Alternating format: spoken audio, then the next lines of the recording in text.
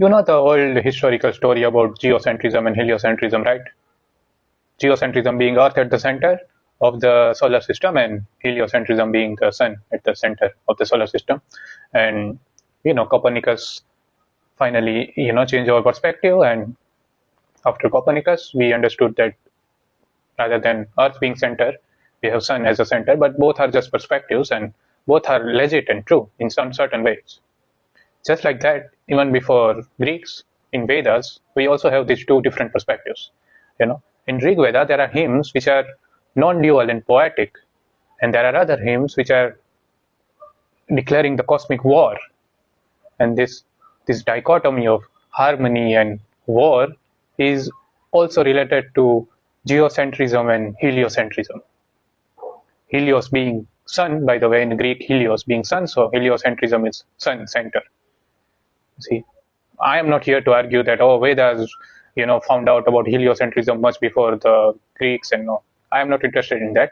What I want to discuss is that in Vedas, since Vedas are Vedas, they are always playing with double entendres. They always mean something else when they are talking about something else.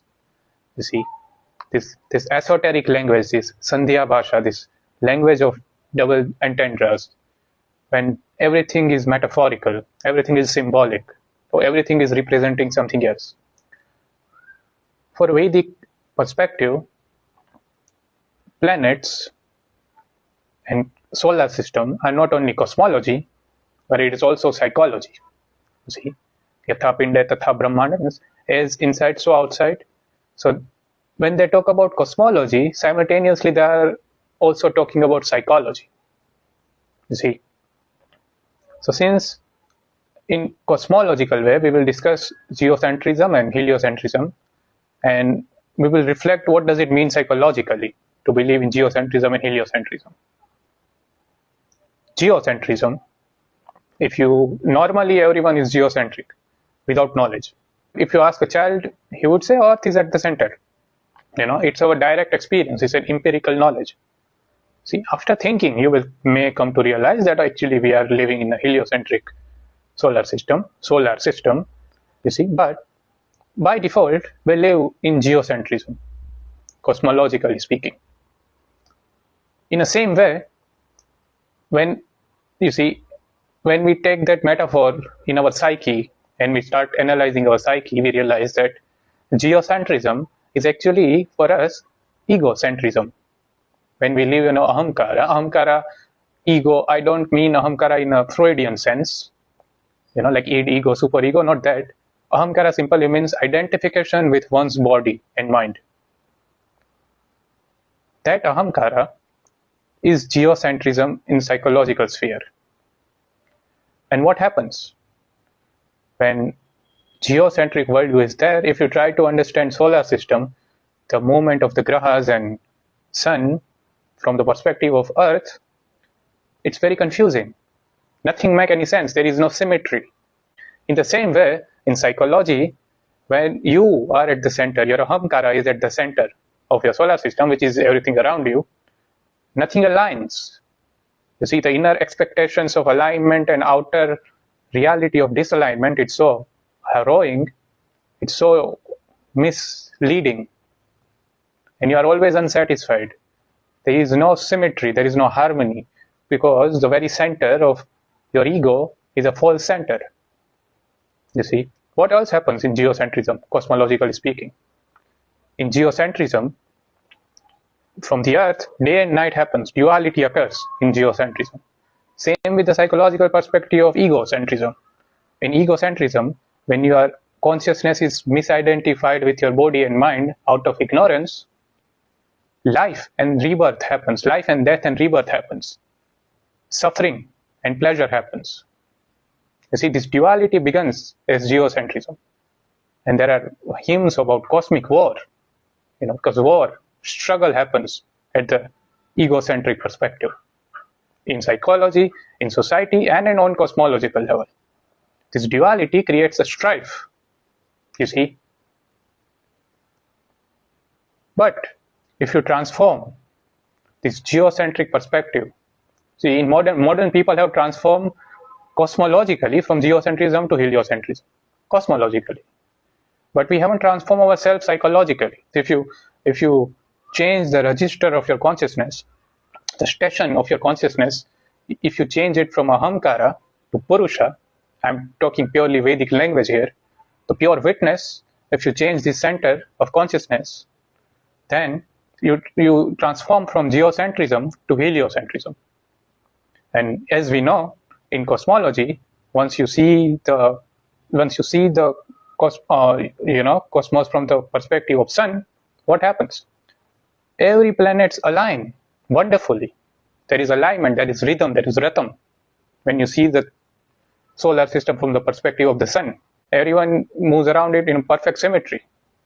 Just like in psychology, if you transform your egocentric perspective to self-centric perspective, then everything around you in your experiential reality, whether that's the only reality you have in your experiential reality synchronizes in a perfect way.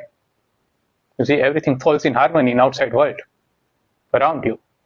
You become the center. You become the sun in your experiential reality. You see, just like if you see from the sun, everything revolves around it, so with your psychology. What happens in heliocentrism? There is no duality, there is no night and day, is it? From the perspective of sun, there is only eternal light. Same with self-centrism. If you change your station of consciousness from body identity to self-identity, you transcend life and death and rebirth. You transcend happiness and suffering, this duality of it, and there is constant bliss. In Vedas, Aditi, the mother of sun, SUN sons, has many sons. One of that son is Martanda. Martanda is also a representation. I'm telling you the Vedic myth. Martanda is also the representation of the physical universe, dead matter. Martanda, the name Matra means death, mrityu, mortality. The root word is Matan. Anda means egg. So this dead egg is also the son of sun, the son of Aditi. Aditi also means the light and also means the sun and also means Aditi, not two. You see, the principle of non-duality. So this material universe, Martanda, the dead egg, also hides within itself, has imprisoned. I mean, Vedas even use the very harsh words of Martanda is stillborn. You see, it's dead at arrival, and it is imprisoning the light within itself. The divine light of the sun is captured and imprisoned by this dead egg. If you read that myth symbolically, in material universe, in our own material body, we are also hiding this sun, this light within us, the light of immortality, according to Vedas. That light must be liberated. In our material universe, we are imprisoning the divine spark, and we must liberate that. You see, this dead egg, which our physical body is, it's dead on its own, it's not alive. What makes it alive is something else. Otherwise, they wouldn't burn the body after death. Body in itself is not alive, but it's imprisoning a divine spark, which we must transform and reveal and liberate it from its imprisonment. You see, it's a Gnostic myth in some way, like Gnostic, Gnostic. I repeat Kafka so many times, but Kafka says that to believe is to liberate the indestructible element within oneself. You see, we must liberate the sun within us. We must liberate the light within us.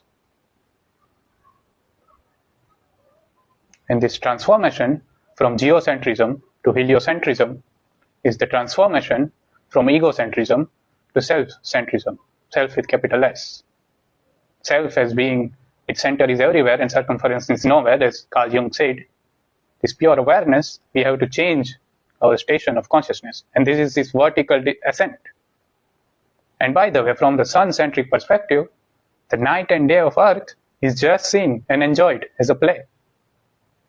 It's not engaged in it, it's being enjoyed by it. You see, that's the difference between suffering in life and enjoying life. That's the difference between enjoying the film and being in the film. And Vedas are flexible and multi-perspectival. They are not saying that geocentrism is bad or heliocentrism is good.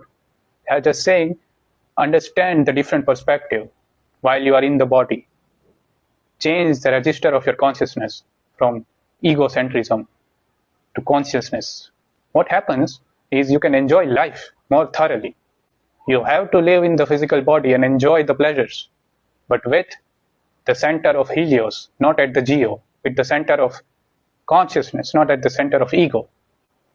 We must be able to change our perspective at will, not only in cosmology, but in our psychology, and we have to understand the correlation of it. These are the two views of same reality. The lower duality of ignorance, of geocentrism, and the upper reality of truths of heliocentrism. The harmony and the strife, both are happening simultaneously on both levels. It's your choice where you want to have your perspective, where your station of consciousness located. At the station of strife and ignorance and death, or at the station of harmony, beauty and truth.